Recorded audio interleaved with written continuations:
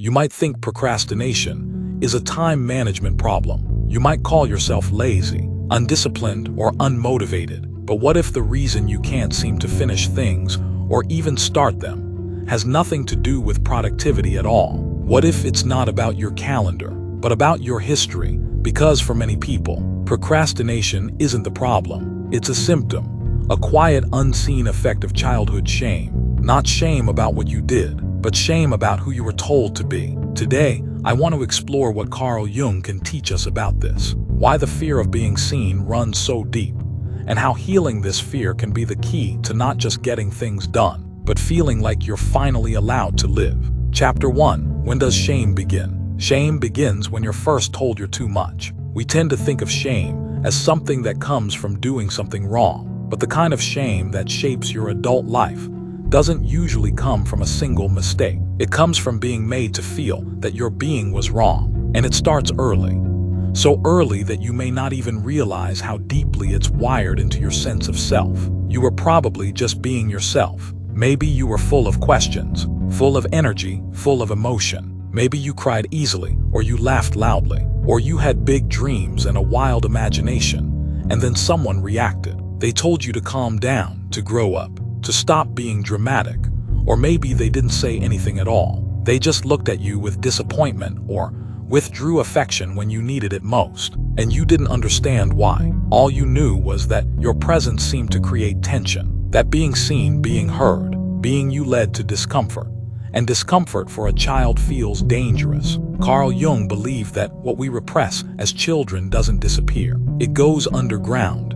It becomes part of the shadow, the hidden, unconscious parts of us that continue to influence our behavior from behind the scenes. He wrote, "The acceptance of oneself is the essence of the whole moral problem and the epitome of a whole outlook on life." But how can you accept yourself when you were taught early on that your very nature was a problem? So you adapted. You tried to become more acceptable. You smiled when you didn't feel happy. You stayed quiet when something inside you wanted to speak.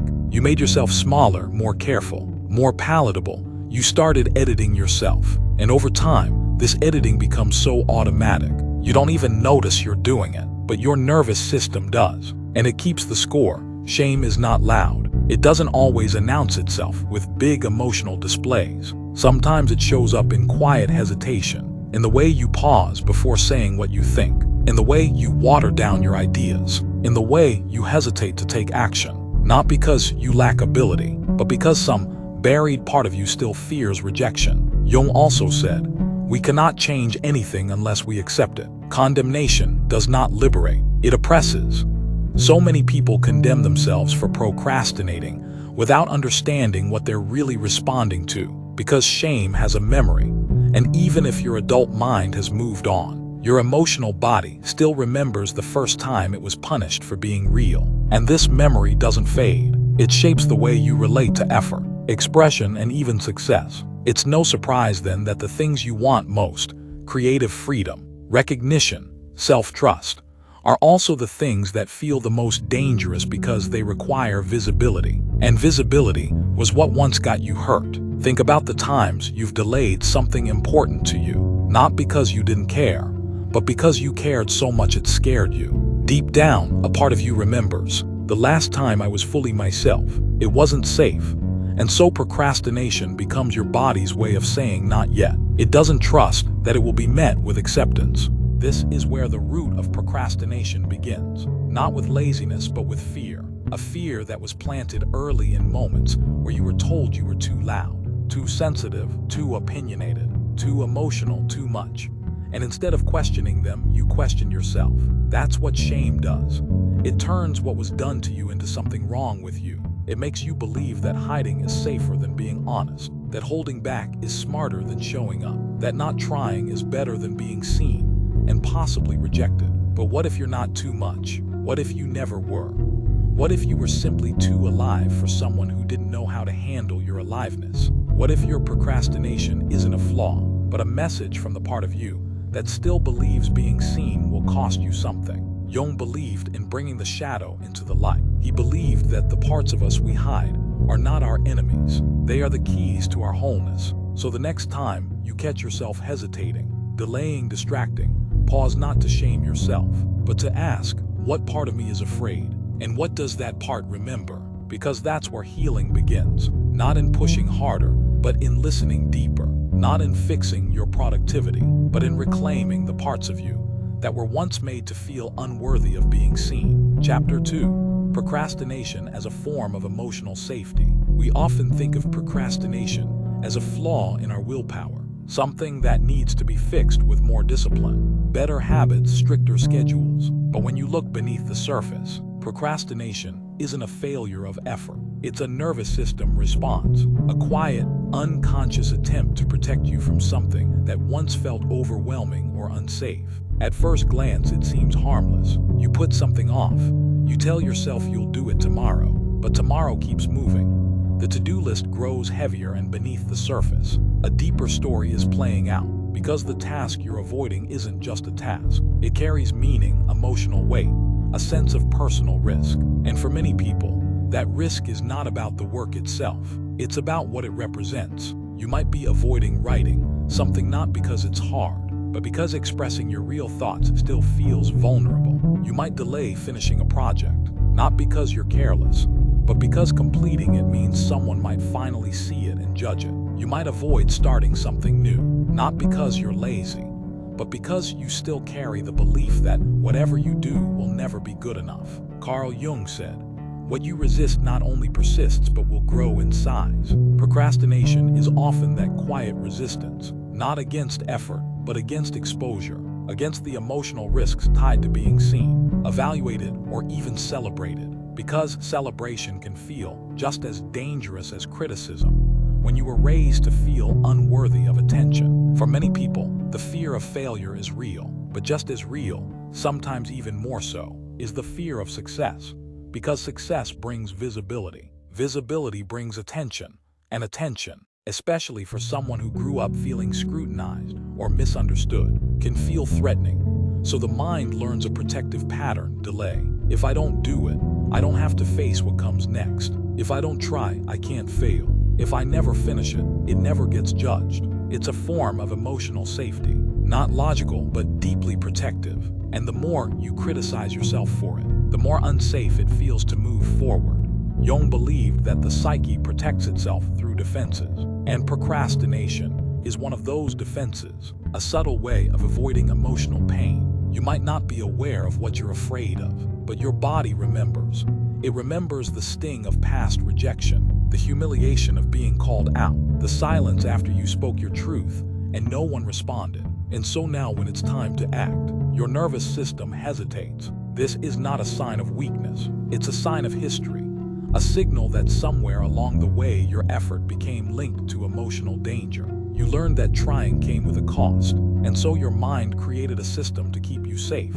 A delay, a pause, a little space between you and the threat. That space is what we now call procrastination. But when procrastination is seen for what it truly is, a survival strategy, it stops being a moral failing and starts being a message that something in you still feels unsafe, that something in you needs gentleness, not pressure, understanding, not punishment. You don't need to overcome procrastination by pushing yourself harder. You need to understand what part of you is afraid and why. And that's where healing begins, not in productivity hacks or motivation videos, but in deep self-inquiry. What does this task represent to me? What would happen emotionally if I followed through? Whose voice do I hear when I imagine finishing it? And what story am I still carrying about what it means to be visible? Carl Jung once wrote, "People will do anything, no matter how absurd, to avoid facing their own souls." Procrastination in many ways is that absurd thing, a way of avoiding the inner confrontation, a way of avoiding the fear of judgment, rejection, or even abandonment. But when you start to see it for what it really is, you can stop fighting yourself. You can stop treating procrastination as the enemy and start treating it as an invitation to ask, what am I really trying to protect, and how can I make that part of myself feel safe enough to move forward? Because when you feel safe, you don't need to delay. When you feel accepted, you don't need to hide. And when you no longer feel like being seen is dangerous, the work becomes lighter. The burden lifts and you begin to act not out of fear, but from a place of quiet confidence that says, I can show up, I can be real, and I can survive whatever comes next. Chapter 3. The armor we forget we wear. By the time we reach adulthood, most of us don't even realize we're wearing armor. We just call it our personality. We think our tendency to overthink before speaking, our need to double-check every decision, our habit of self-sabotaging good opportunities is just who we are. But this self we take for granted was often forged in survival. Jung once wrote, "Until you make the unconscious conscious, it will direct your life, and you will call it fate." And that's what shame does. It programs our nervous system to be on guard, shaping us into a version of ourselves that feels safe to others but stifling to us. This armor starts forming young. A child who feels that their natural impulses lead to disapproval or punishment will unconsciously create a new version of themselves, one designed to avoid danger. They might become the quiet one, the achiever, the joker, the peacemaker. They may suppress anger to avoid being labeled difficult, or they may hide sadness to avoid being seen as weak. These adaptive roles become so deeply ingrained that by adulthood, we no longer see them as roles at all. They feel like reality.